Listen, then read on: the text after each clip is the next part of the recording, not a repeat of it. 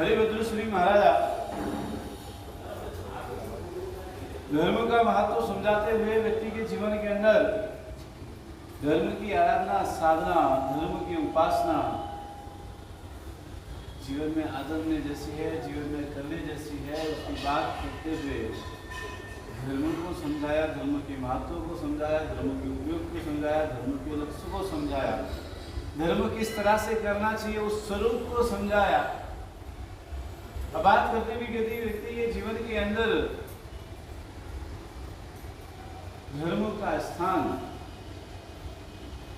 किस तरह से व्यक्ति के हृदय में होना चाहिए, सद्भाव में होना चाहिए, मन के अंदर होना चाहिए, वो स्वरूप भी हमने देखा। लेकिन आज बात करते हुए कहते कि लक्षणों प्रत्यय गृहवास, लक्षण युक्त घर, यानी कि हम कहते हैं वो गृहवास किस जगह पर होना चाहिए, किस स्थान पर होना चाहिए, किस तरह से होना चाहिए, उसकी बात करते हुए यहाँ पे समझाने का प्रयास करते हैं। धर्मी जन के लिए, धर्म करने वाले व्यक्ति के लिए, धर्म करने जो चाहते हैं उनके लिए बात करें कि यहाँ पर उनका स्थान किस जगह पर होना चाहिए, किस तरह से उनका स्थान उनके जीवन में होना चाहिए। तो उसके लिए कहते हैं कि गृहस्थ अच्छे लक्षण युक्त स्थान में गृहवास करना चाहिए, यानी कि जो जगह एकदम अच्छी हो, जगह लक्षण युक्त हो, घर हमारा अच्छा बना हो, लक्षण युक्त हो। आज हम सब देखने जाए तो चलो हमारा घर शायद वास्तु उस हिसाब से बन जाता है, हम हमारे घर को अच्छी तरह से इंटीरियर कर लिए, डिजाइन कर लिए, फर्नीचर कर लिए, सब कुछ हो गया। सब कुछ होने के बाद अगर कहते हैं कि घर का वास्तु बराबर नहीं रहा तो चाहे फिर करोड़ों का फर्नीचर क्यों ना हो, फिर भी घर छोड़ने में हमें समय नहीं लगता। आप बदलने के लिए विचार नहीं करते। आपको किसी ने कह दिया कि इसका वास्तु बराबर नहीं है, ये वास्तु के हिसाब से बराबर बना नहीं है, इसमें ये कोने में ऐसा नहीं है, इस दिशा में ऐसा नहीं है, इस दीवार के अंदर ऐसा नहीं, ऐसा होना चाहिए था। आप करोड़ों का घर आपने बनाया हो और अगर कोई आपको ऐसा बोले तो आपका मूड खत्म हो जाता है, मूड आउट हो जाता है, क्योंकि आपको लगता है कि नहीं बात बराबर है, भाई ये वास्तु के हिसाब से घर नहीं है। आपको वहाँ पे लगता है कि वास्तु के हिसाब से घर नहीं रहा तो नहीं चलेगा। लेकिन यहाँ पर वो बात करते हुए कहती कि आपको विचार करना है, धर्म के स्थान पर, धर्म के आधार पर, धर्म की तरह जीवन के अंदर घर होना चाहिए, लक्षण युक्त हमारे घर होने चाहिए, गृहवास के अंदर सुख शांति समृद्धि हमेशा बनी रहनी चाहिए। घर हमारा कहाँ होना चाहिए? सबसे पहला प्रश्न ये उठता है, आपके जीवन में, आपके दिमाग में, आपके माइंड की मान्यता क्या है, आपका घर कहाँ पर होना चाहिए?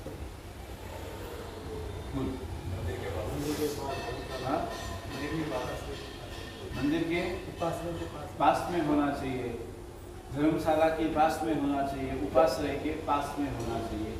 लेकिन इन तीनों में सबसे पहले सबसे महत्व की बात करी कि कहती कि आप विचार करो, आपका घर आपका उस उचित स्थान पर होना चाहिए, यानी कि सबसे पहले आपका घर आपके उपासना के पास में होना चाहिए।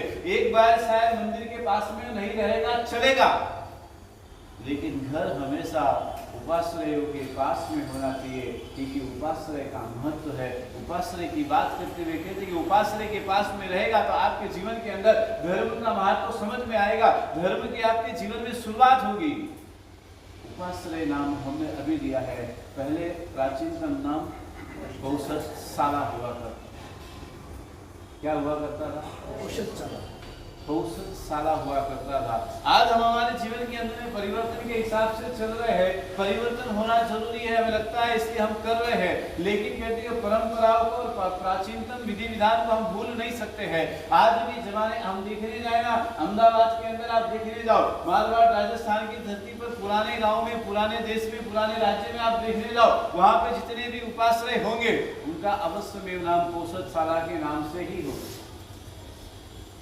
है अभी के समय के हिसाब से जरूरी उपासना रखो, गौशाला रखो, कोई ज्यादा फर्क नहीं, बात एक ही है, लेकिन कहते कि वो थिंग, वो दिमाग के पॉइंट हमेशा रहना चाहिए। तो यहाँ पर कहते कि घर, आपका घर, कहते कि देखो द्रव्य, क्षेत्र, काल और भाव, आप यहाँ पर वो भी बात आएगी, हम उस बात को मिलेंगे। तो यहाँ पर कहते हैं गृहवास करना चाहिए जिससे वैभव आदि का नाश ना हो, धर्मी गृहस्थ को भी मिलो, और कहते हैं कि आप एक दूसरे के धर्म उपासना के नजदीक रहेंगे तो आपको फायदा होगा। पहले नंबर का फायदा ये है कि आप गुरु भगवान से मिलेंगे। दूसरे नंबर का फायदा ये है कि इसी उपासना इसी पौषधशाला में धर्मी जन व्यक्ति आपको मिलेंगे।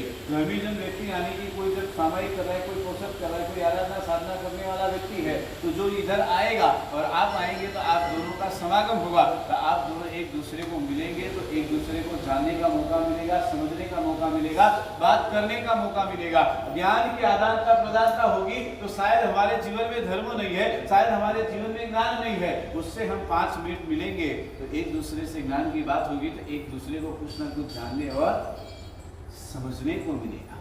इसलिए कहा कि भाई घर के आपको नजदीक यहाँ पर रहना चाहिए, उपाश्रय के नजदीक आपका घर होना चाहिए। गुजरी पानी से लगा करके साधु महात्मा के व्यावस से लगा के सारी भक्ति का लाभ आपको अवश्य में जल्दी मिलेगा। तो यहाँ पर वो कहते हैं कि वैभव धर्म प्रदान होने से लक्षण युक्त घर के कारण सब इष्ट सिद्धि, और ये बात करी कि जब लक्षण युक्त घर होता है तो उसके अंदर सारी इष्ट सिद्धियों का समाहित हो जाता है। वो लक्षण युक्त घर का सिद्धियों के साथ में घर का निर्माण हो जाता है। आप सोचो, आप विचार करें, हम हमारे घर को किस तरह से रखना चाहते हैं, हम हमारे घर को किस स्थान पर रखना चाहते हैं। आपको सोचना है, विचार करना है, कहते हैं निर्माण कारण बनती है, और जिससे अधिक धर्म की आराधना करने की संभावनाएं बढ़ती है और धर्म आराधना करने का भाव जगता है। विशेष प्रकार के उत्तमो उत्तम, शास्त्रकार भगवंतों ने क्या कहा, विशेष प्रकार से उत्तमो उत्तम भाव को हम प्राप्त करते हैं। यानी कि जब हम धर्म के स्थान के पास में रहते हैं तो जब हमारी धर्म साधना आराधना हमारे जीवन की चलती रहती है, और इस तरह से जब उत्तम धर्म आराधना साधना होती है तो उत्तम से उत्तम भाव की प्राप्ति भी होती है। तो इसलिए यहाँ पे कहा, पहले नंबर की बात करी कि पहले नंबर हमारा घर लक्षण युक्त होना चाहिए, गृहवास उपाश्रय यानी कि पौषधशाला के नजदीक होना चाहिए। दूसरे नंबर की बात करी कि दूसरे नंबर की बात यानी कि जिनालय के नजदीक हमारा घर होना चाहिए। जिनालय के नजदीक होने से परमात्मा से आपका मिलना होगा, परमात्मा के पास में आपको जाने की इच्छाएं होगी, सेवा पूजा करने की भावनाएं होंगी, मंदिर में जाने का आपको भाव आएगा। एक बात हमेशा याद रखो, हम शायद द्रव्य से नजदीक आए, क्षेत्र से हम नजदीक आए, काल से हम नजदीक आए, लेकिन अभी तक हम परमात्मा के भाव से नजदीक कितना। आप द्रव्य से परमात्मा के नजदीक आ गए, क्षेत्र से आ गए, काल क्षेत्र मिला, भोग मिल गया, सब कुछ हो गया। द्रव्य से यानी कि आपके पास पैसा संपत्ति आया, आप द्रव्य से परमात्मा के नजदीक आ गए। कहते कि क्षेत्र से नजदीक आ गए, आपका यहाँ से मंदिर 1 किलोमीटर दूर था, आपका घर 4 किलोमीटर दूर था, आपने घर मंदिर के पास में अपार्टमेंट के पीछे, यानी कि आप परमात्मा के पास क्षेत्र से भी नजदीक आ गए। आपका घर जो पहले 5 किलोमीटर दूर था, अब वो मंदिर के एकदम पास में आ गया, आप परमात्मा के इतने नजदीक आ गए। लेकिन अपने आप को चेक करना है कि इन द्रव्य क्षेत्र काल से मैं परमात्मा के नजदीक तो पहुंचा, लेकिन भाव से मैं परमात्मा के नजदीक कितना पहुंचा। संकेश्वर दादा के इतने समीप इस एरिया में इतने सारे घर है, इतने लोग आए, सब क्षेत्र के साथ में ये आप यहाँ पे नजदीक आ गए, लेकिन आपसे कोई पूछे कि आप परमात्मा के नजदीक कितने आए, आप कितने नजदीक आए, हाँ किसने नजदीक आए बोले। मैं हमेशा कहता हूँ भगवान के पास में जाने का प्रयास करो, भगवान को अपना बनाने का प्रयास करो, परमात्मा को अपना समझने का प्रयास करो। परमात्मा परम पिता परमात्मा हमारे लिए है। एक बात हमेशा एक बात दिमाग पे फिट कर करके रखो कि परमात्मा मेरे है, परमात्मा सिर्फ और सिर्फ। जब आप ये मानेंगे तो आपको एहसास होगा, जब आप इस बात को विश्वास करेंगे तो आपको विश्वास होगा। ऐसे तो होने वाला नहीं है, बोलने से और सुनने से काम होने वाला नहीं है। करोड़ रुपए का घर आप मंदिर के पास में ले लो, वो बड़ी बात नहीं है, लेकिन एक 24 घंटे के समय से 15 मिनट का समय आपने परमात्मा के लिए और अपने आप के लिए निकाला, वो बहुत बड़ी। आप परमात्मा के नजदीक जाने का प्रयास करो। तो यहाँ पर वो बात शास्त्र भगवान हरिभद्र श्री महाराज ने इसलिए कहा कि लक्षणों पर होते गृहवास, यानी कि लक्षणों युक्त हमारा घर हमारा इस तरह से होना चाहिए। आज क्या हो गया है, संघ पुराना हो गया, टेक्निकल ये प्रॉब्लम आ गई, पर कहते कि आज जीवन की हमारी ये समझ ऐसी चली गई है, संघ पुराना हुआ, गलियां छोटी हो गई, घर के वहां पे हो गए, भले फिर वो चाहे 100 साल पुराना मंदिर क्यों ना हो, लेकिन वहां से दूर जाने में हम जरा भी संकोच नहीं करते हैं। आपकी हैदराबाद की हालत, कारवान की आप देखो, बेगम बाजार आप देखो, कारवान आप देखो, बेंगलोर के अंदर चिकपेट की हालत आप देखो, हर एक जगह का, हर एक राज्य में, हर एक जगह की जितने भी आप देखो इतिहास के अंदर में, और हम बाद में दोष भगवान को देते कि साहिब जी ऐसा कोई नियम है कि 100 साल जिस मंदिर को हो जाता है, 100 साल जिस संघ को हो जाता है, वहां से पब्लिक अपने आप चली जाती है, उसमें भगवान का कोई दोष है? हाँ, दिमाग में गलत भूसा भर के रखा है, 100 साल हो गए साहिब जी, संघ खाली हो जाता है। संघ खाली होता नहीं है, संघ खाली करने में आता है, इसलिए संघ खाली हो जाता है। 100 साल के बाद में तो उल्टा ये थिंकिंग होनी चाहिए कि 100 साल होने के बाद में वो संघ तीर्थ के रूप में स्थापित हो जाता है, और जहाँ तीर्थ होता है वहां कहते कि जीवन के अंदर सारे दुखों का नष्ट हो जाता है। तीर्थ के अंदर एक यात्रा, तीर्थ के अंदर एक की वही आराधना साधना जीवन में व्यक्ति के लिए कहां से कहां पहुंचा सकती है, लेकिन वो संघ हमें तीर्थ जैसा तीर्थ नहीं लगता है। शत्रुंजय आपको तीर्थ लगता है, गिरनार आपको तीर्थ लगता है, शंकेश्वर आपको तीर्थ लगता है, लेकिन हमारा संघ 100 साल हो जाए, हमारे संघ के परमात्मा 100 साल के हो जाए, जिनालय को 100 साल हो जाए, वो आपको तीर्थ नहीं लगता, वो आपको छोड़ के जाना आसान है। बहाना मिलता है और दिमाग में उल्टी बातें, उल्टी थिंकिंग ऐसी आती है, बाबू जी क्या करो, घड़ी जरा पूछो, घना लोग एक ही बात करे, हो साल जुटे गए बड़े ती संघ खाली हो जाए, हो साल तो मंदिर दोस्तों हो साल हुआ तो क्या करूँ, 50 साल में पासो रिन्यूएशन कराऊँ, देखो हो साल नहीं बैठो तो पासा थे बेटे जवान तैयार हो गए, हाँ क्या करो बोलो, गलत थी सोच हमारी गलत हो गई है, विचार हमारे गलत हो गए हैं। बल्कि अगर उसी चीज को हम पॉजिटिव तरह से सोचने जाए, पॉजिटिव दिशा में लेकर के जाए, तो विचार करना चाहिए कि जिस मंदिर के अंदर 50 साल 60 साल हमने सेवा पूजा की, आज उस मंदिर को 100 साल हो गए, वो परमात्मा को छोड़कर जाने का दिल कैसे करता है, परमात्मा को छोड़ के जाने का मन के अंदर वो विचार कैसे आ सकता है कि जिस परमात्मा की वजह से आज हम यहाँ पर आए तब 0% जीरो में थे। आप हैदराबाद में जब पहली बार आए थे करोड़ रुपए लेकर के नहीं आए थे, आप सब जीरो से आए थे, जीरो से करोड़ तक पहुंचे हैं, उसमें परमात्मा की सबसे पहली कृपा रही है। वो परमात्मा को छोड़कर कैसे जा सकते, क्या लगता है बोलो? आप जब यहाँ पर आए, हाँ क्या था बोलो अशोक जी, आप जब यहाँ पर पहली बार आपके पिताजी के साथ में आए तब क्या था? हाँ कुछ नहीं था, लगता है क्या था हमारे पास? जब यहाँ पर हम आए तो हम 0% जीरो से होकर के आए थे, और जिस संघ के अंदर हमने अपने जीवन को निर्वाहन करने का प्रयास किया, जिस संघ जिस परमात्मा की सेवा पूजा करने की हमने शुरुआत की, जिस परमात्मा की कृपा से हम धीरे धीरे 0 से 1 में पहुंचे, 1 से 2 में, 2 से 3 में, 3 से 100 तक आज हम पहुंचे हैं, वो परमात्मा की कृपा है। और उस परमात्मा को हम छोड़कर जाने का विचार कर कैसे? एहसास होना चाहिए इस बात का कि जो कुछ भी हुआ है शंकेश्वर दादा की कृपा से हुआ है, जो कुछ भी हुआ है महावीर स्वामी परमात्मा की कृपा से हुआ है। जिस संघ में है, जिस संघ के अंदर जो मूल नायक है, जिसका जिन परमात्मा का मंदिर है, जिन परमात्मा का जिनालय है, उनकी सेवा पूजा हमने की है, परमात्मा की कृपा से हम आज यहाँ तक पहुँच गए। आप आए थे तब साइकिल लेकर के आए थे, आज 4 टायर की मर्सिडीज लेकर के घूम रहे के नहीं घूम, फर्क है ना? चलो मर्सिडीज नहीं अलग बात है, लेकिन कहते कि जब आपके पास में जब आप आए तो शायद साइकिल की भी सुविधा होगी या नहीं होगी वो आपको पता है। हाँ चंपा जी, जब आप हैदराबाद में आए कैसी सुविधा थी आपके पास? हाँ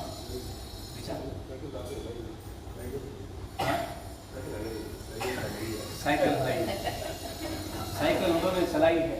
अब विचार करो, कहते कि व्यक्ति जब उन्होंने अपने जीवन के अंदर साइकिल से हैदराबाद के अंदर आकर की शुरुआत की, तब से लेकर के आज तक शंकेश्वर दादा की छत्र छाया में आज गाड़ी तक पहुंचे हैं, आज यहाँ तक हम पहुंचे हैं। इसमें सबसे पहले कृपा किसी की रही तो परमात्मा की। सोचना है, विचार करना है। हर एक व्यक्ति के जीवन में कहते हैं कि कोई ऊपर से करोड़पति बनकर के नहीं आता, सबका अपना अपना नसीब होता है, अपना अपना पुण्य होता है। अपने अपने समय से व्यक्ति वहां से, अपने पुण्य से, अपने मेहनत से, अपने पुरुषार्थ से व्यक्ति आगे बढ़ता है। आज उन्होंने पुरुषार्थ किया तो यहाँ से यहाँ तक पहुंचे हैं, हम पुरुषार्थ कर रहे, इसलिए हम भी वहां से यहाँ तक पहुंचे हैं। आप विचार करो, कोई व्यक्ति कहते हैं कि पुण्य सबका एक जैसा नहीं होता है, लेकिन पुरुषार्थ सबका एक जैसा, लेकिन मेहनत सभी अपनी लगन से, अपने दिल से करते हैं। पुण्य से, किसी व्यक्ति के पुण्य से कोई 100 करोड़ का मालिक बनता है, कोई 50 का बनता है, कोई 20 का बनता है, कोई 10 का बनता है, लेकिन बनता जरूर है परमात्मा की कृपा है, और परमात्मा की कृपा से मिलता जरूर है। ये ख्याल रख करके चलना चाहिए। इसलिए कहते हैं कि दूसरे नंबर पे बात की कि परमात्मा के जिनालय के समीप हमारा घर होना चाहिए, परमात्मा मेरे है, ये एहसास होना चाहिए। सुपार्श्वनाथ मंदिर बाल्केश्वर के अंदर समुद्र के किनारे सुपार्श्वनाथ मंदिर है। अगर आप कोई गए होंगे तो देखा होगा। वहां पर एक व्यक्ति जीवन के अंदर, उनके जीवन के अंदर जब उन्होंने सुपार्श्वनाथ यानी कि मुंबई में पहला कदम रखा, और पहला कदम रखा तो उनके जीवन के अंदर एक निर्देश मिला, और सुपार्श्वनाथ में जाकर के वहां पर उन्होंने भाड़े पर रहने के लिए उस जमाने के अंदर 5,000 7,000 में एक भाड़े पे घर लिया। और वहां से मंदिर के, उनके कहते हैं कि वहां पे पहले खाली एक छोटा सा मंदिर था, और वहां से शुरुआत हुई, मंदिर शिखर बना, जिनालय हुआ। आज 60 साल 70 80 साल शायद मंदिर को भी हो गए, सब कुछ हो गया, लेकिन 80 साल में उस व्यक्ति ने परमात्मा को कभी भी छोड़ने का प्रयास नहीं किया। 80 साल के जीवन में जब तक मुंबई में रहे तब तक परमात्मा की सेवा पूजा, परमात्मा का प्रसाद स्वयं अपने हाथों से करने का प्रयास किया। चाहे कुछ भी हो जाए, मेरे परमात्मा है, मेरे भगवान है, मुझे जीवन के अंदर में करना है। और 80 साल के जीवन में शायद इमरजेंसी केस कभी भी मुंबई से बाहर जाना पड़ा, उस दिन उन्होंने छोड़ा है। बाकी जब तक वो बाल्केश्वर या मुंबई में किसी भी कोने में रहे तो उन्होंने निरंतर वो प्रयास किया है, और उस तरह से करने का प्रयास। और रोज जब पैसा नहीं था तब भी मंदिर में जाते थे, तो भी रोज भंडार में 1000 रुपये डालने का तब भी नियम था। जब उनकी कमाई 50,000 थी तब भी उनका एक ही नियम था कि रोज मंदिर में जब भी जाए, सेवा पूजा होने के बाद में भंडार के अंदर 1000 रुपये डालना, यानी कंपलसरी डालना। एक दिन घर के लिए खाना नहीं आएगा चलेगा, और वो कंपलसरी नियम आज 50 करोड़ की था। वो परमात्मा का नियम, परमात्मा का पुण्य, सुपार्श्वनाथ भगवान की दादा की कृपा, और जबरदस्त उनके जीवन के अंदर में परमात्मा के प्रति, सुपार्श्वनाथ परमात्मा के प्रति इतनी भक्ति, उतना सद्भाव, उतना अहोभाव जीवन के अंदर में। कभी भी उनसे व्यक्ति कभी भी उनसे पूछे, और उनसे जब कोई कहता है कि आप इतने समय के बाद में, आप पहले जब आए थे इस तरह से थे, आज आप यहाँ तक पहुँचे हैं, वो एक ही बात करते हैं, मैं पहुँचा नहीं हूँ, मैंने कुछ किया नहीं है, मेरे दादा ने मुझे पहुँचाया है, परमात्मा ने मुझे यहाँ लाया, मेरा कुछ भी नहीं है, मैंने कुछ नहीं किया। जीवन के अंदर विचार, और पुण्य जबरदस्त होता है। एक बार चोरी हो गई, श्रद्धा का विषय है, कहते हैं कि श्रद्धा कहाँ काम करती है, विचार करो। उनके सोने की थाली और सोने की कटोरी मंदिर में रोज पूजा करने के लिए लेके जाते, एक बार अचानक चोरी हुई, और चोरी हो गई तो वो परमात्मा की बस्ती में, वहां भक्ति में मस्त थे, और आप बाहर आके भंडार पे देखा तो थाली भी नहीं है, कटोरी भी नहीं है, सोने की, डायमंड जड़ित है। लोगों से, एक दो लोगों से पूछा, उन्होंने बोला हमने नहीं देखा। कोई बात नहीं, दादा के पास हाथ जोड़ करके चले गए, और हाथ जोड़ करके दादा के पास में चले गए। दूसरे दिन आए, लोगों को पता चला कि इनकी थाली चोरी हो गई। सबने कार्यवाही की कि भाई कैमरे में देखेंगे, उसमें करेंगे, ये करेंगे। उन्होंने स्पष्ट मना कर दिया, कुछ भी देखना नहीं है, कोई जरूरत नहीं, कोई चेक नहीं करना, कोई केस नहीं, कुछ नहीं चाहिए। मुझे मेरे दादा पे विश्वास है, अगर मेरे दादा की कृपा होगी तो वो थाली अपने आप आएगी। आप विचार करो, 15 दिन बीत गया, 15 दिन बीत गया। 16वें दिन दादा की मंदिर का उद्घाटन करने के लिए स्वयं वो जाते थे, और मंदिर का दरवाजा खोलने के लिए गए। आप विश्वास नहीं करेंगे, मंदिर के पास 16वें दिन सीढ़ी पे वो थाली और कटोरी वही की वही पड़ी हुई है। सत्य बनी घटना, श्रद्धा, परमात्मा के ऊपर विश्वास होना चाहिए। चोर को भी बाद में सीसीटीवी कैमरे में भी देखा गया, जो व्यक्ति लेकर के गया था वही व्यक्ति वापस आकर के रख करके गया, बाकी कोई दूसरा हाथ लगाने नहीं। परमात्मा के प्रति का भाव होना। आज भी वो व्यक्ति, आज उनकी शायद 65 70 75 साल की उम्र होगी, आज भी वहां पर है, लेकिन आज भी वो नियम कायम है। पुण्यशाली जीवन के अंदर, इसलिए कहते हैं परमात्मा के नजदीक अगर हम रहते हैं तो परमात्मा हमारे है, ये हमको लगता है। इसलिए वहां पे परमात्मा की शुरुआत करने की बात करी तो पहले नंबर पे विश्वास करो परमात्मा मेरे है, इसलिए पहले घर हमारा परमात्मा के पास में मंदिर के नजदीक होना चाहिए। अगर घर नजदीक है तो परमात्मा आपके नजदीक है, और परमात्मा आपके नजदीक है तो परमात्मा आपके हृदय के नजदीक है, और परमात्मा आपके हृदय के नजदीक है तो परमात्मा आपके हृदय के मंदिर में। सोचना है, अब इस बात को ख्याल में रखकर के विचार करके चलो। इसलिए शास्त्र भगवंतों ने यहाँ पे बात करते हुए कहा कि उपासना के नजदीक हमारा घर होना चाहिए, कहते कि मंदिर के नजदीक हमारा घर होना चाहिए, और क्षेत्र के हिसाब से बड़ा सुंदर सी जगह, सुंदर क्षेत्र मिले तो वहां से कभी भी घर खाली करके जाने का प्रयास नहीं करना चाहिए। सूरत में कतारगाम से सब बेसु आ रहे हैं, बेंगलोर में टिकटेट से सब विविध तरफ जा रहे हैं। यानी यहाँ जनरेशन गैप कैसा है कि जो वृद्ध पीढ़ी है वो कह रहे हैं भगवान के पास में रहना है, या मंदिर हमको छोड़ना नहीं है, कि या पहले माल पे कि दूसरे माल पे हमको रहना है, ऊपर नहीं, क्योंकि साधु साथी महाराज सब नहीं आते हैं। और ये बात इसलिए है क्योंकि वो जो एरिया है वो गीच एरिया है, भीड़ वाला एरिया है, पार्किंग नहीं होती है। नवी पीढ़ी क्या सोचते हैं, हमारे पास गाड़ी आ गई है तो वहाँ जहाँ पार्किंग है वहाँ हम लेंगे, और वहाँ भी फिर जितना ऊपर होगा, जितना डेवलप में होगा उतना अच्छा। वो ये नहीं सोचते कि जैसी जुनी पीढ़ी सोचती है, तो ये जनरेशन गैप तो रहने वाला है। जुनी पीढ़ी सोचती है कि साधु साधु महाराज की ब्यावच होगी, वो गोची पानी के हमको सुपात्र दान का लाभ मिलेगा, लेकिन नवी पीढ़ी भी सोचना चाहिए, वो जनरेशन गैप निकालना चाहिए। बहुत ही सुंदर तरीके से बात है। जीवन के अंदर धर्म आराधना साधना करने की बात करी, क्षेत्र की बात यहाँ पे करते हैं। धर्म क्या है, तो कहते हैं कि धर्म यानी धर्म आपको मुक्ति तक ले जाने का मार्ग है। क्या है? मुक्ति तक ले जाने का मार्ग है, आपको वहां तक पहुंचाना उसका कार्य है। धर्म की उसकी फर्ज है आपको मोक्ष मार्ग तक लेकर के जाना, लेकिन धर्म को आप अपना समझेंगे तो काम होगा। डॉक्टर को आप अपना समझो तो दवाई बराबर काम करती है कि नहीं करती? कहते नहीं कि जीवन के अंदर में एक गुरु, एक परमात्मा और एक डॉक्टर, उनसे कभी भी कोई भी बात छुपाना नहीं चाहिए। अगर आप फैमिली डॉक्टर आपका है तो उस डॉक्टर से अगर आप बात छुपाएंगे तो आपको इलाज बराबर नहीं होगा, तो दवाई आपकी बराबर काम नहीं करेगी। गुरु महाराज के पास अपने जीवन की बातों को कभी भी छुपाना नहीं चाहिए। परमात्मा के पास में अपने जीवन के निर्माण, अपने पुण्य की बात को कभी छुपाना नहीं चाहिए। जो भी है परमात्मा से कभी भी छुपाने का प्रयास मत।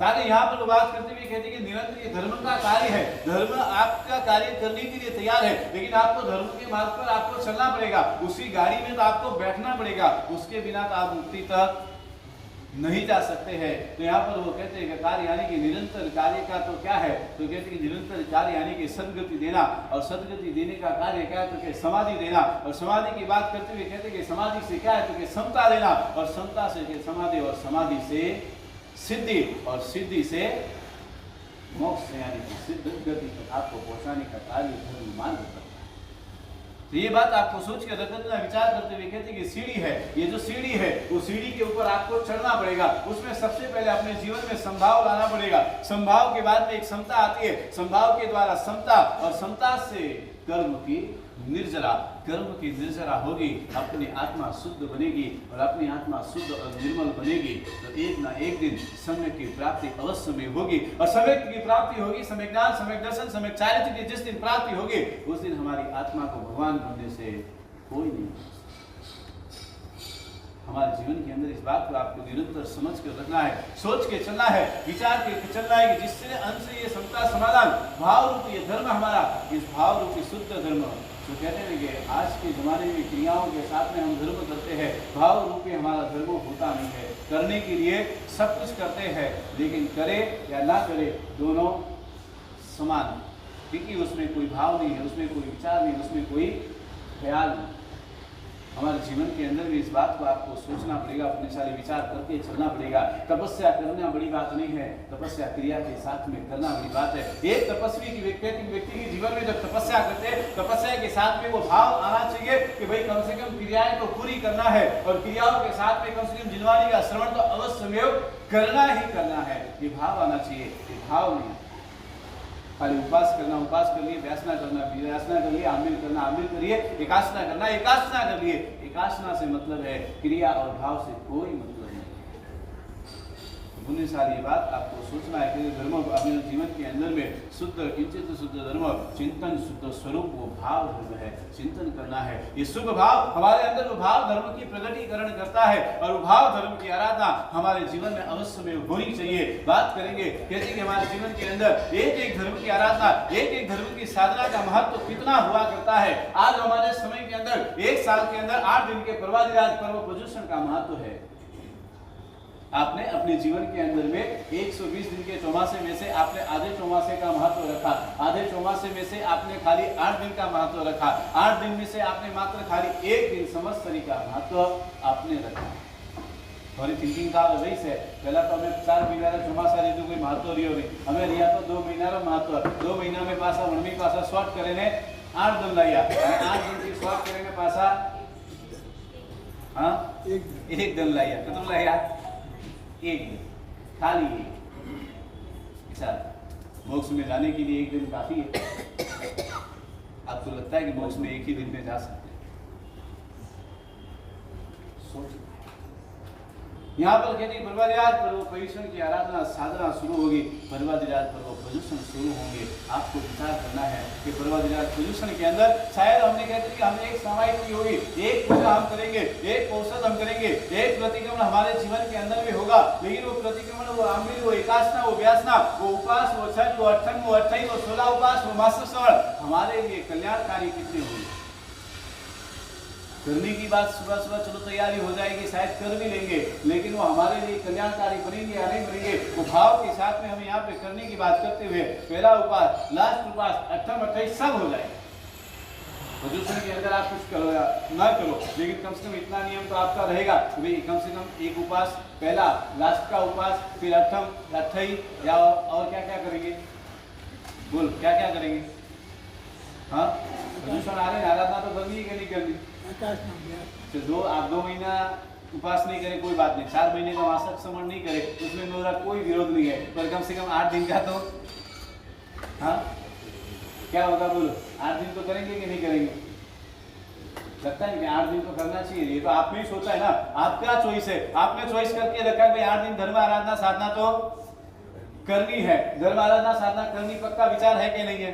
हाँ, मात्र और मात्र 8 दिन धर्म आराधना करनी है, सोच के रखा है। घर के अंदर रसोड़ा बंद, दुकान प्रतिष्ठान सब बंद, मात्र खाली 8 दिन आराधना। क्या करेंगे बोलो? हाँ, 8 दिन ऑफिस बंद रखेंगे, 8 दिन दुकान बंद होगी। हाँ,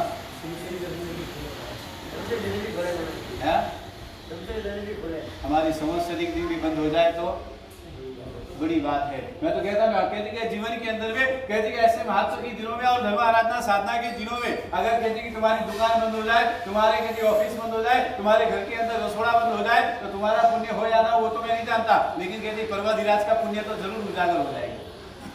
हाँ, क्या होगा कि भाई भारत क्षेत्र के अंदर हैदराबाद की गोसा महल के वासियों ने कम से कम आज के दिन तो बंद रखा है। विचार धर्म आराधना साधना आपको करनी है, आपने चॉइस करके रखा है कि 4 महीने ना सही, 4 महीने में 2 महीने ना सही, 2 महीने में कम से कम 8 दिन सही, पर 8 दिन में इस तरह से धर्म करने की तैयारी कितनी? गोसा महल वालों ने उनको अल्टीमेटम दे दिए गए इस चतुर्मास में या तो 28 या तो मिठाई, आपके ऊपर है। आपको मिठाई खाना है या अट्ठाई करना है, ये आपको सोच के रखना है। तो यहाँ पर कहते हैं अगर आप अट्ठाई करेंगे तो हमारे चंपालाल जी व्यवस्था पालने के अंदर डबल मिठाई भी करेंगे, तो डबल मिठाई से पालना होगा। आपको सोचना है घर की मिठाई खाना है कि यहाँ की मिठाई खाना है। हाँ, तो सोच के देखो, पूरे सारे जीवन के अंदर वो बात करते हुए कहते हैं, लेकिन आज भी गर्व होता है। मैं हकीकत में कहता हूँ, मैं हमेशा गर्व करता हूँ राजस्थान की धरती का कि आज भी व्यक्ति अपने जीवन के अंदर धर्म आराधना साधना में जुड़ते हैं। हर एक व्यक्ति अपने जीवन में धर्म आराधना साधना में जुड़ता है, लेकिन आज भी उस पाली का नाम लेने की इच्छा हर बार होती है कि प्रदूषण के 8 दिन आज भी पूरा पाली बंद, चाहे जैन हो चाहे कोई हो, आज भी वो उस परंपरा को कायमी आगे लेकर के चल रहे हैं। वहां का व्यक्ति चाहे चेन्नई में हो, चाहे मद्रास में हो, चाहे बेंगलोर हो, चाहे हैदराबाद, चाहे जहां भी हो, अगर वो व्यक्ति मारवाड़ गया है तो वहां पे उसकी दुकानें तो बंद रहेगी, और वो व्यक्ति शायद इधर इस देश में भी है तो भी अपनी दुकान को बंद रखने का पूरा प्रयत्न करता है।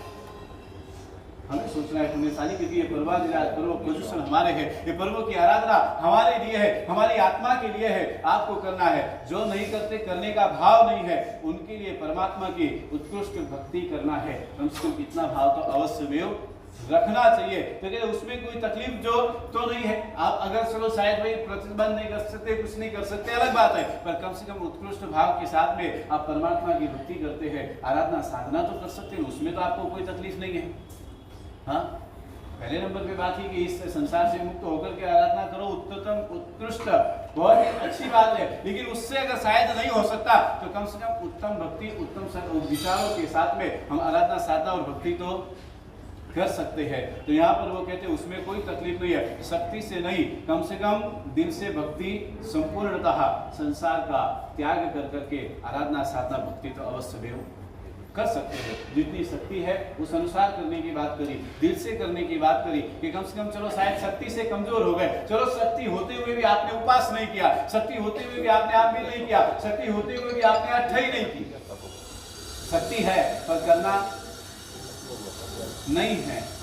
तो यहाँ पर उसके लिए भी बात करते हुए कहते कि जैसे दोष का सेवन किया, दोष मन वचन काया से किया, कराया है, करने जैसा नहीं है, करने जैसा जो कुछ भी किया है उसके लिए कहते हैं ना कि प्रभु ने निषेध किया है। जो चीज हमारे जीवन में करने जैसी थी, करने जैसा नहीं था, वो सब हमने किया है। जो परमात्मा ने निषेध हमारे लिए किया वो सब हमने जरूर किया है, पर कम से कम प्रदूषण के 8 दिनों में तो उससे मुक्त होने का प्रयास तो कर सकते कि नहीं कर सकते। यथा योग्य आपकी कहते दान की शक्ति है, आपने दान नहीं दिया तो भी पाप लगता है, आपकी शक्ति है, आप आज उपवास कर सकते हैं, आप आज उपवास नहीं करो तो भी हम पाप के भागीदार बनते हैं। हमारे जीवन के अंदर ये सारी चीजें आपको समझने की जरूरत है। शक्ति आपको परमात्मा ने दी है तो शक्ति का उपयोग तो आपको अवश्य में करना चाहिए। बहुत लोगों से बहुत बार बोलते हैं कि साहिब आप अच्छा ही करो, आप उपवास करो, कोई मासा स्मरण करो, बाबा जी शक्ति गई बड़ी साथ से भक्ति करी हो, तो शक्ति तो घड़ी है तो कुछ भक्ति करवा में तकलीफ का है।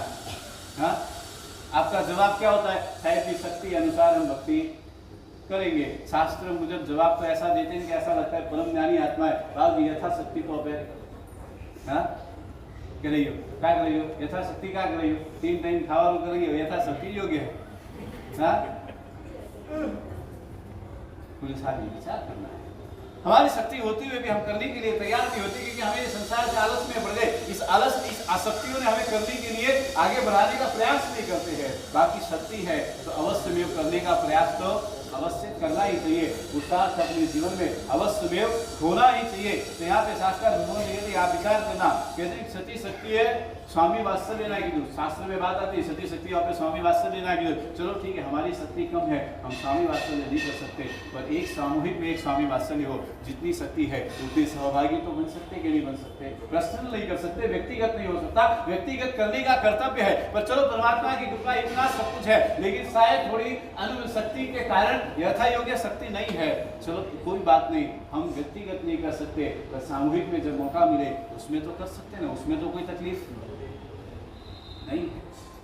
तो यहाँ पर वो सोच करके आपको आगे बढ़ने की बात करते हैं। सती शक्ति भक्ति हमें अपने जीवन में अवश्य में आदरना चाहिए। इसलिए इसमें पहले नंबर की धर्म की बात करते हुए कहा कि पहले नंबर पे आपका घर उपाश्रय पौषशाला के नजदीक होना चाहिए, जिसके कारण आपके जीवन में संस्कारों का निर्माण हो सके, धर्म की आराधना साधना का संचार हो सके। और दूसरे नंबर पे कहा कि भाई आपका घर परमात्मा के नजदीक, जिनालय के नजदीक होना चाहिए, जिससे आपको परमात्मा अपने हैं इस चीज का एहसास हो सके, परमात्मा मेरे है, भगवान मेरे है, उस चीज का आपको एहसास हो। और सेवा पूजा करने के लिए आपकी इच्छाएं भावनाएं जगे। आजकल लोगों का क्या हो गया, पास में भी घर होता है तो भी सेवा पूजा करने की इच्छा नहीं होती है। मंदिर के सामने से निकल जाते हैं, उपासना के सामने से निकल जाते हैं, लेकिन अंदर जाने का प्रयास नहीं होता है।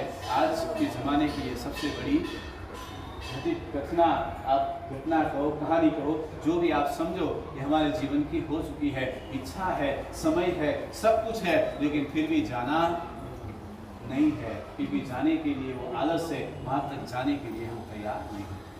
तो यही विचार आपको कर करके रहना है कि इस तरह से, इसीलिए शास्त्र भगवंतों ने आपके लिए कहा कि इस तरह से आपको नजदीक आपके जीवन में होना चाहिए। दान की शक्ति है तो दान अवश्य में देना चाहिए। कहते कि सामाजिक पोषण करने की शक्ति है, चलो इस तरह से ना कर सके कोई बात नहीं, पर कहते धर्म की आराधना साधना कम से कम दुकान बंद करके कर सकते हैं, कम से कम कुछ नहीं हुआ, कम से कम टीवी बंद कर देंगे, टीवी बंद नहीं हुआ, मोबाइल छोड़ देंगे, प्रदूषण के 8 दिन की आराधना के लिए कम से कम 8 दिन तो टीवी और मोबाइल तो अवश्य में छोड़ देंगे। क्या लगता है, छोड़ेंगे? इसका सबसे आसान तरीका है, अगर आपको छोड़ने में तकलीफ होती है तो सबसे आसान तरीका एकदम सुंदर शॉर्ट एंड स्वीट 64 पूरी पोषक भी हो रहा है, सब छूट है। जिसको भी छोड़ने की इच्छा होती है, लेकिन छोड़ने का भाव आता है, लेकिन छोड़ने की ताकत नहीं है, छोड़ने का विचार नहीं आता है, ऐसा लगता है कि मैं छोड़ नहीं सकता, ऐसा लगता है कि मैं छोड़ने के अभी मूड में नहीं है, छोड़ने के हाल में नहीं है। बहुत बार किसी से बोलो ना कि बाबा आपको ऐसा करना चाहिए, आपको मोबाइल छोड़ना चाहिए, आपको टीवी छोड़ना चाहिए, आपको अठम करना चाहिए, बाबू जी मूड नहीं आओ तो टिकन कर रही हो। हाँ, उसमें आपको मूड नहीं आता, तब आप कैसे करेंगे? पागल कुत्ता पीछे काटने के लिए पड़े तो कैसे मूड आता है भागने का? हाँ, वन टाइम तो भागोगे नहीं हो, तो वन टाइम कुत्ता है क्यों नहीं, हमें मारो मूड नहीं, हमें मत काट दे, तो कहा भाई विचार करना है। वन टाइम तो बराबर मूड आ रहा है, अन टाइम आराधना में मूड नहीं आ। आसान तरीका है, आप निर्णय कर लो मुझे इन सब चीजों का त्याग करना है और नहीं भी छोड़ना है, आप 64 पूरी पोषण में आ जाओ, अपने आप छूट जाए। छोड़ने के लिए मेहनत ज्यादा नहीं करनी पड़ेगी, बस थोड़ी सी मेहनत है। थोड़े दिन के लिए घर से बाहर निकलना पड़ेगा, पंचायत से बाहर निकलना पड़ेगा, संसार से थोड़ा बाहर निकलना पड़ेगा। 8 दिन अपनी आत्मा के लिए सोच के चलो। हाँ, हो सकता है, बहुत आसान है, इतना मुश्किल भी नहीं है जितना मुश्किल हमें लगता है। तो आप अगर इस तरह से बढ़ने का प्रयास करेंगे तो आपके जीवन में जरूर ये परिवर्तन अवश्य में आएगा। मिसाली तो यहाँ पे शास्त्र भगवंतों ने बात करते हुए कहा कि मनुष्य के अंदर हमारे अपने आप को, हमें अपने माइंड को हमेशा बैलेंस कर करके रखना चाहिए। हमारे माइंड को अगर हम सेट करने का प्रयास करें तो सब कुछ सेट हो सकता है। कहते हैं ना कि घर के अंदर सोफा सेट है, पहनने के लिए डायमंड सेट है, फिर भी माइंड अपसेट है। हाँ? क्या है? सब कुछ है आपके पास, फिर भी माइंड, सब कुछ घर में सेट है, फिर भी तुम अपसेट हो। तो इस घर का सेट होने से क्या फायदा? घर सेट होने से क्या होगा जब रहने वाला ही अपसेट हो तो? हाँ, मोदी जी ने बड़ी सुंदर सिस्टम निकाली, जीएसटी। जीएसटी का मीनिंग समझ में आता है? शास्त्र हम कहते हैं कि अगर हम अपने हिस्से से विचार करें तो जीएसटी का मतलब जी यानी घर, 100 यानी संसार, और टी यानी त्याग दो। मोदी जी भी कह रही है घर संसार हो त्याग करो। हाँ, बोले अशोक जी करवाती यार कि बाबू पे तो करवाती यार, पर क्या करो घर संसार सूट तो नहीं है, जो जीएसटी देनो पड़े रही नहीं भरनू पड़े ने, तो छोड़ो तो પછી मोदी जी नहीं ले, तो छोड़ता नहीं हो, जो ले लिया। हमें समझ में आ गए तो बात समझवारी है। तो यहाँ पर कहती है कि मनुष्य के जीवन के अंदर माइंड को सेट करने की बात है। अपने आप में अपने माइंड को सेट करने का प्रयास करो, बैलेंस ऑफ माइंड। हम हमारे माइंड को सेट करके चल सकते हैं। तो यहाँ पर वो बात करते हुए कहते हैं कि अच्छा ये एक विचार करना है, मनुष्य एक जीवन में याद रखो, मनुष्य ऐसा कोई बना नहीं जिसमें, कहते हैं कि जिसमें कोई कमी ना हो। शास्त्रकार यहाँ पर बात करते बड़ी सीधी सी बात की कि मनुष्य ऐसा कोई बना नहीं जिसमें कोई कमी ना हो। अच्छा समझदार वो है जो अपनी कमी को जानता है, समझता है और रोज उसे बेहतर बनाने की कोशिश करता है। बात समझ में आई कि नहीं? हाँ, ऐसा मनुष्य दुनिया में कोई बना नहीं कि जिसके अंदर कोई ना कोई कमी तो अवश्य में है। हर एक व्यक्ति में कोई ना कोई कमी है, लेकिन उसमें समझदार व्यक्ति वो है जो अपनी कमी को देख कर करके, जान के, समझ कर करके रोज उससे बेहतर बनने का प्रयास करता है। यानी जीवन के अंदर अपनी कमियों को स्वयं ढूंढने का प्रयास करो, अपने स्वयं के अंदर झांकने का प्रयास करो। हमारी कमी क्या है? बाहर की कमी तो आप रोज देखते हो, बाहर के लोगों की कमी तो आप हर रोज देखते हो। बाहर वाले ने ऐसा कर दिया, पड़ोसी ने ऐसा कर दिया, राज्य में ऐसा हो गया, वहां पर ऐसा हो गया। सारे गांव की, सारी दुनिया की, सारी टेंशन, सारी कमी लेकर के आप बैठे, सब कुछ आप देखते हैं। दुनिया देखने से पहले ये सोचो, मैं इस दुनिया में कैसा हूं? क्या सोचना है? दुनिया में देखने से पहले, दुनिया की कमी को देखने से पहले ये सोचो कि मैं कैसा हूं। अपने आप को देखने का प्रयास करो, अपनी कमियों को जानने का प्रयास करो, अपनी कमियों को पहचानने का प्रयास करो और अपने जीवन को उस तरह से, उसमें से बेहतर बनाने का प्रयास। यहाँ पर बात करते हुए कहते हैं कि अपने जीवन को बैलेंस ऑफ माइंड, समाधि, संकलेश इतना बढ़ गया है, बर्डन यानी कि इतना संकलेश, इतनी समाधि बढ़ती चली जा रही है, इतने संकलेश में आ जाते अपने आप को हम सेट नहीं रख पा रहे हैं।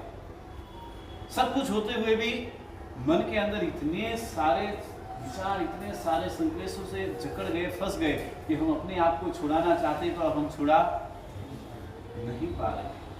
सोचना है आपको, विचार करना है। कॉम्प्रोमाइज, नेक्स्ट यानी समाधि। हमेशा याद रखें, जहां परिवर्तन संभव नहीं है वहां पे स्वीकार करने का भाव आना चाहिए। आप विचार करके रखो, यहाँ पे इतनी सारी टेंशनों में, विचारों में इस तरह से हम चलते हैं, सब कुछ करते हैं, और जब आपको लगता है कि अभी यहाँ से परिवर्तन का कोई संभावना नहीं है, यहाँ पे परिवर्तन की कोई संभावना नहीं है, वहां पे स्वीकार करने का भाव। आप समझो बात को कि भाई कहते हैं कि अभी घर के अंदर है, घर के अंदर हर एक परिस्थिति इस तरह से है, संघ के अंदर है, संचालक के अंदर इस तरह से परिस्थिति है, समाज के अंदर है, जो अगर आपके विरुद्ध परिस्थितियां है, सब कुछ है, और आपको लगता है कि अभी इसे सुधारा नहीं जा सकता है, इस संकट से, इस संकलेश से निकला नहीं जा सकता है, तो उसे स्वीकार करने का भाव।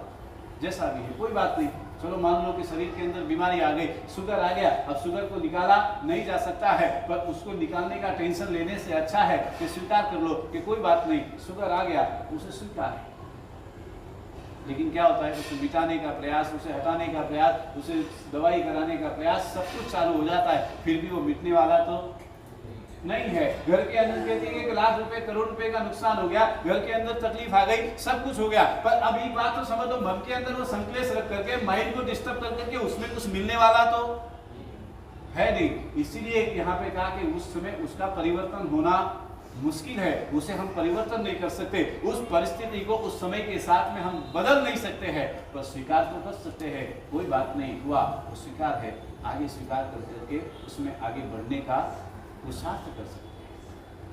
अपने आप को, अपने जीवन में माइंड को सेट करने का इस तरह से प्रयास करना है, पूरे सारे जीवन के अंदर विचार करना है, तकलीफ और मेरा बिजनेस अच्छा चले। हमारे जीवन के अंदर में होता है क्या, हम अपने बिजनेस की चिंता करते हैं, अपनी दुकान की चिंता करते हैं, अपने ऑफिस की चिंता करते हैं, अपने आप को माइंड में आप डिस्टर्ब कर रखते हैं, लेकिन कभी ये विचार नहीं आता आपके जीवन में ही ये संकट आया, आपके जीवन में ही ये दुख आया, आपके जीवन में ही तकलीफ आई। ऐसा नहीं है, हो सकता है आपसे ज्यादा भी नुकसान दुनिया में किसी और का हुआ होगा, आपके जीवन में इतने सारे दुख है, आपसे ज्यादा किसी और को दुख है। क्या है, आपसे ज्यादा भी दुख दुनिया में किसी और को हो सकता है। आप 3 टाइम खाना खा सकते हैं आराम से, आपकी सुविधा है, हो सकता है कि कहते कि दूसरे व्यक्ति, कोई ऐसे व्यक्ति भी है जिनको 1 टाइम का खाना भी नसीब नहीं है। उन सबको सामने रखने का प्रयास करो। आप अपने जीवन के अंदर कहते रोज नए कपड़े पहन करके सुखी रह सकते हैं, लेकिन आप विचार करो कि कहते कि उसमें हमें इस तरह से अगर महंगा नहीं है, अच्छा कपड़ा नहीं है, उस तरह से अगर हम विचार करके अपने माइंड को अपसेट कर लेते हैं। विचार करो कि दुनिया में कोई ऐसा भी व्यक्ति है जिसे रोज बदलने के लिए कपड़े की व्यवस्था नहीं है, एक कपड़ा व्यक्ति वो 15 दिन भी चलाता है। Mind set, balance of mind, अपने माइंड को बैलेंस करने का सेट करने का प्रयास करो। यहाँ पर कहते हैं अपने जीवन के अंदर ज्यादा से ज्यादा, शास्त्रकार भगवंतों ने उसके लिए बड़ी सुंदर सी बात लिखी है, दुखे दुखाधिकम पश्य, यानी कि हमारे जीवन में जितना दुख है उससे कहीं ज्यादा दुख दुनिया में है। और जब आपको लगता है कि हम ही दुखी है, तो याद करो कि दुनिया में मेरे से भी ज्यादा दुखी लोग अवश्य है। आपका दुख अपने आप कम हो जाएगा। आप सोचना, आप विचार करना, आपको भूख लगे तो आपको तुरंत खाना मिल जाता है, आपको प्यास लगे तुरंत पानी मिल जाता है, आपको चाय पीने की इच्छा हुई आपको तुरंत चाय मिल जाती है, आपको तुरंत नहाने की इच्छा हुई आपको सारी सुविधा, सब कुछ आपको मिल जाता है। लेकिन विचार करो, ये मेरे जीवन के अंदर सुख सुविधाएं उपलब्ध है, फिर भी हम दुखी है, तो आप विचार करो कि जब ये सारी सुविधा उस व्यक्ति के पास नहीं है, वो कितना दुखी होगा। आपको सोचना है। आपकी दुकान कम चलती है, आपको लगता है कि हमारी दुकान कम चलती है इसलिए हम दुखी हो जाते हैं। आप विचार करो, आपकी दुकान से ज़्यादा किसी और की दुकान भी है जो शायद आपसे भी ज़्यादा कम चलती है। जिस दुखे आप इस बात को समझ के चलेंगे ना, आपके जीवन के अंदर आपके दुख अपने आप कम हो जाएंगे। अपने माइंड को सेट करने का प्रयास करो। माइंड में हमेशा एक बात, हमेशा अपने आप से ज्यादा दुखी को अपने सामने, अपनी आंख के सामने रखने का प्रयास करो। एक डॉक्टर के पास पेशेंट गया, डॉक्टर से उसने कहा कि भाई मुझे सिगरेट पीने की आदत है, मैं सिगरेट छोड़ नहीं सकता हूं, आप मुझे सिगरेट पीने का तरीका बताओ। अब डॉक्टर सिगरेट पीने का तरीका क्या बताएगा? डॉक्टर ने कहा कि कोई बात नहीं है, तुम्हें जब भी सिगरेट पीने की इच्छा होती है तुम कुछ खाकर के सिगरेट पीने का प्रयास करो।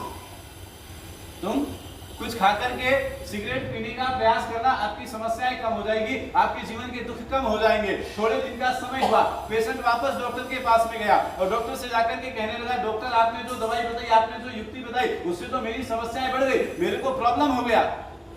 डॉक्टर ने कहा क्यों, क्या हुआ? तो उसने कहा कि आपने कहा था भाई कुछ खाने के बाद में सिगरेट पीने का प्रयास करना। पहले मैं 3 टाइम खाता था इसलिए 3 सिगरेट पीता था, आपने कहा खाने के बाद प्रयास करना, अब मैं 10 टाइम खाता और 10 सिगरेट पीता हूं, इसलिए समस्या बढ़ गई। क्या हुआ? सिगरेट पीने का प्रयास, 10 टाइम खाना शुरू हो गया, इसलिए मेरी समस्याएं बढ़ गई। जीवन में आनंद में रहने का प्रयास करो। समस्या चाहे कितनी भी हो, समस्या का हल अवश्य में मिलता है। तो यहाँ पर बात करते हुए शास्त्र भगवंतों ने कहा कि दुखे दुखाधिकम पश्चात, बैलेंस ऑफ माइंड। ये दुख हमारे जीवन में आया है, उससे कहीं ज़्यादा दुख दुनिया में औरों के पास में भी है। मेरे परिवार में ये दुख आया है, उससे कहीं ज़्यादा परिवार में दूसरों को भी दुख है। इस तरह से अपने आप को बैलेंस करने का प्रयास करो, अपने माइंड को सेट करने का प्रयास करो। ये सारे संकलेश अपने आप अवश्य मिट जाएंगे। आप इस विचार करके चलना। माइंड अपसेट इसलिए है क्योंकि मन के अंदर संकलेश बहुत ज़्यादा है। इन संकलेशों को खत्म करना है, अपने माइंड को सेट करने का प्रयास करो। माइंड सेट हो गया, संकलेश एक बार नाश हो गए और संकलेश खत्म हुआ, हमारा माइंड एकदम सेट हो जाएगा और माइंड सेट हो गया तो बैलेंस भी सेट हो जाएगा।